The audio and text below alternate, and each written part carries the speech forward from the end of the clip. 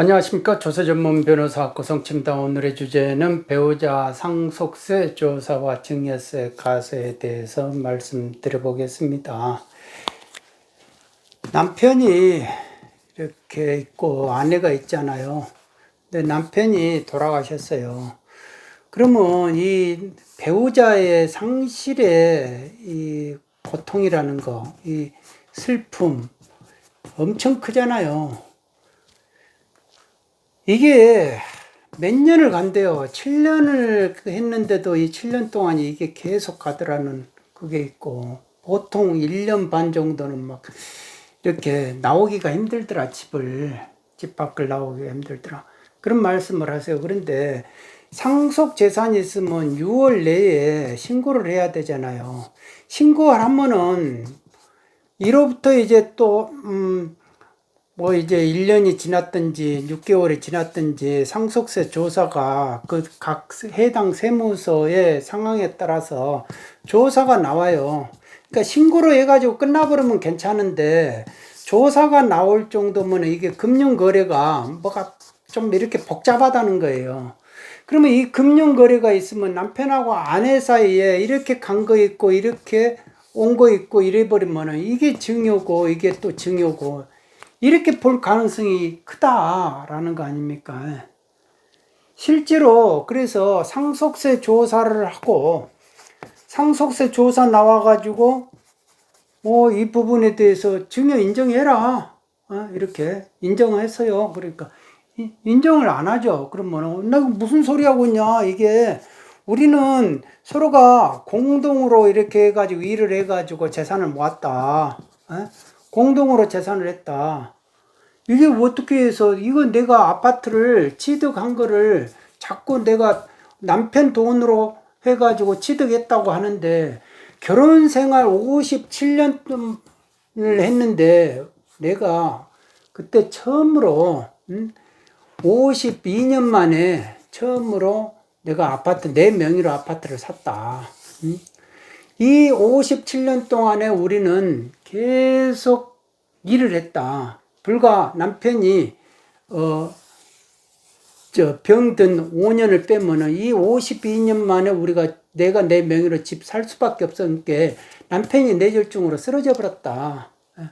그러기 때문에 남편 병간호하기 위해서 집을 샀다. 그리고 우리가 그 동안에는 옷가게부터 시작해가지고 제과점까지 이렇게 하면서 이 제과점 아니라고 2층짜리 점포 하나 사가지고 그 점포 뒷칸에서 우리가 안집 살림하면서 어린애들 다 키우면서 살다가 그 다음에 우리가 한 27년 만에 남편이 아파트 하나 사가지고 여기서 계속 살다가 이게 수용이 됐다. 그 지역 재개발되면서 그래가지고 수용이 돼가지고 결국은 이쪽으로 내 명의로 이렇게 살 수밖에 없었다. 남편이 아프니까. 그런데 이 돈이 남편 예금 그 금융계좌에서 왔지만은 실제로 이렇게 계속 같이 공동으로 사업을 운영을 했다. 그러니까 남편 나가면 내가 또 거기에 자리를 메꿔야 되고 가게 지켜야 되고 이런 과정을 거쳐가면서 이렇게 한 푼 두 푼 모아가면서 살아왔는데 상속세는 상속 재산이 있으니까 그런다 하더라도 이거를 어떻게 해서 증여를 보고 또 증여세까지 내라고 그러냐. 내가 지금 남편의 돌아가셔가지고 이 배우자 상실의 이 고통 슬픔을 이 증여세 맞자마자 내가 그냥 정신을 차려가지고 그 상실의 고통이 없어져 버리더라. 그 정도로 이게 세금 증여세가 폭탄 같았다 나한테. 내 심장이 아직도 벌렁벌렁한다 라는 식으로 이렇게 말을 하죠. 말을 하는데 세무 공무원이 이게 지금 우리가 2015년에 대법원 판례 나와가지고 이거 함부로 가세하지 마라 이렇게 됐잖아요. 그 전에는 거의 증여 해가지고 거의 이게 통용이 되다가 대법원 판례가 나와가지고 함부로 가세하면 안 된다. 남편하고 아내 사이에 예금 거래가 입출금이 왔다 갔다 하더라도 생활비를 지출을 했든지 또 다른 목적으로 이렇게 지출을 했든지 위탁 관리를 했든지 이런 여러 가지 목적이 있다. 부부 사이에는. 그러니까 그런 목적을 아닌 순수하게 증여 목적으로 예금이 왔다 갔다 했다는 거를 과세관청 너희들이 입증을 해라. 이제 입증 책임을 전환을 납세자 보고 하지 마라. 납세자 보고 하라고 그렇게 전환시키지 말고 너희들이 입증해봐라. 입증 안 되니까 증여세 과세처분은 취소한다라는 대부분 판례가 나왔음에도 불구하고 계속 과세를 하는 거죠. 그러니까 대부분 판례가 동일 사건에 대해서 한 5개가 나와야만이 뭐 애교도 고치고 그래요. 실제로. 그러니까 그럼에도 불구하고 이게 증여세 과세가 됐는데 이거를 왜 또 행정심판까지 다 해가지고 거쳐가는 도중에 왜 이게 걸러지질 못했을까? 참 그게 답답한 거예요. 자, 상속세 조사에서 증여 인정을 해라 하니까 인정을 안 하니까 자료 파송을 시켜가지고 증여세 조사를 시켜가지고 여기서 이제 고지가 된 거예요. 고지가 되니까 심판원에 가가지고 심판을 하는데 여기서도 과세가 정당하다 해버리니까 결국은 어떻게 됩니까? 이제 법원으로 넘어가야 되잖아요. 법원은 1심, 2심, 3심 있는데 여기서 이제 이 사건은 다행히 이제 취소가 된 거예요. 과세처분 취소해라. 그래도 2015년 대법원 판례의 영향을 이 법원, 하급심 법원들이 이제 많이 인용을 하더라라는 겁니다.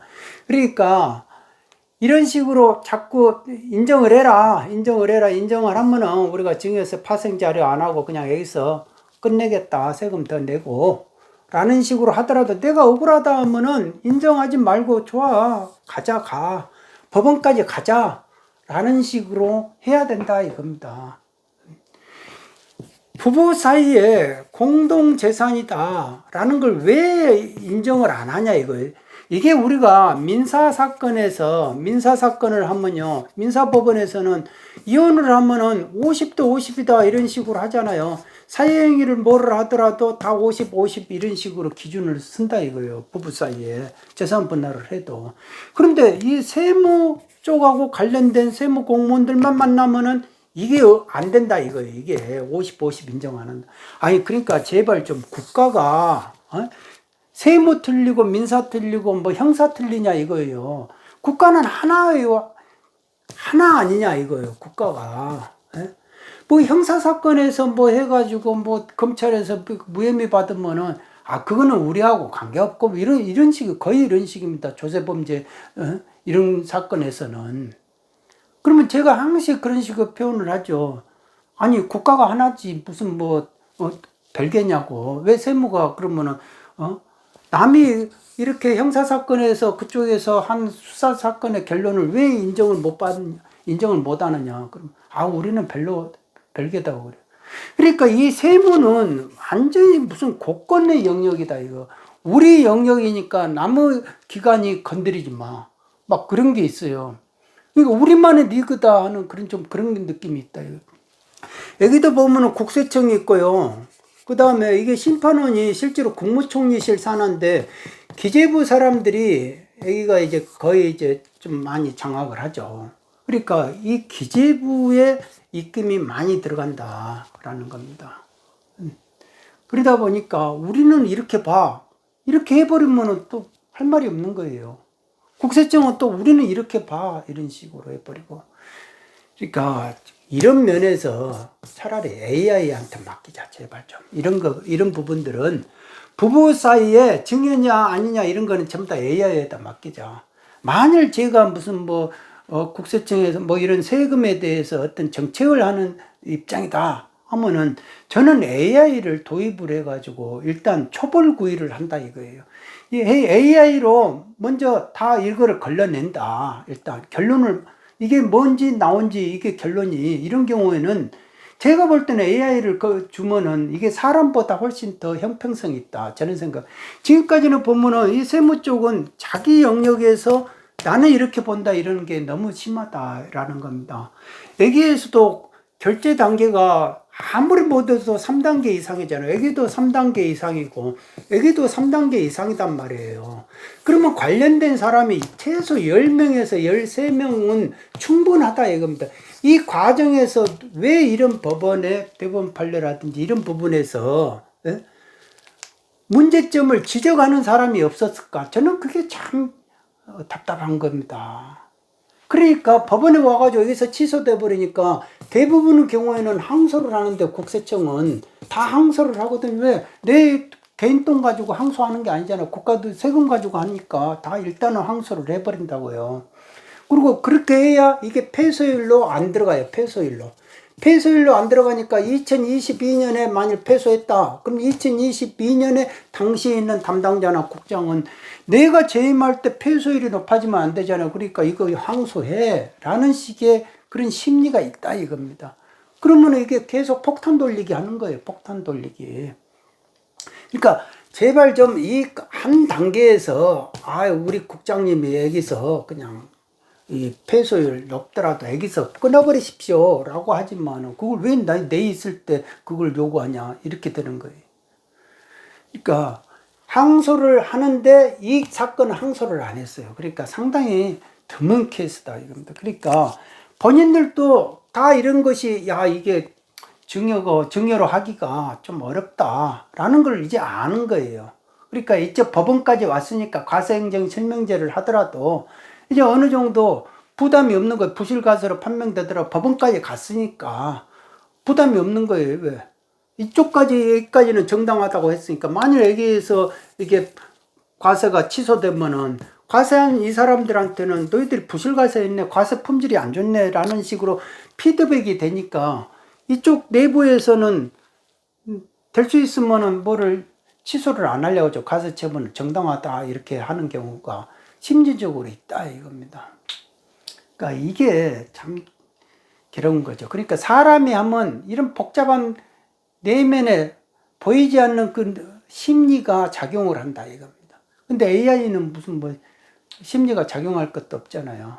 그러니까 지금 이런 부분들이 있어서 증여세까지 상속세 조사 받는 것도 괴로워 죽겠는데 증여세까지 또 과세를 받은 그런 부분들이 있다. 그런 분들이 계시면은 꼭 불복을 하시면은 구제가 될 것이다. 저는 그렇게 생각을 합니다. 그리고 이것 때문에 막 이렇게 밤잠을 못 주무신 분들이 있어요. 걱정이 돼가지고. 그러니까 그렇게까지 고민하실 필요는 없다. 그래도 법리가 많이 구제 쪽으로 형성이 돼 있다. 축적이 돼 있다. 그러니까 그렇게 걱정하지 마시라 라고 이렇게 말씀을 드리고 싶습니다. 오늘은 여기까지 하겠습니다. 여러분 모두 건강하시기 바랍니다. 감사합니다.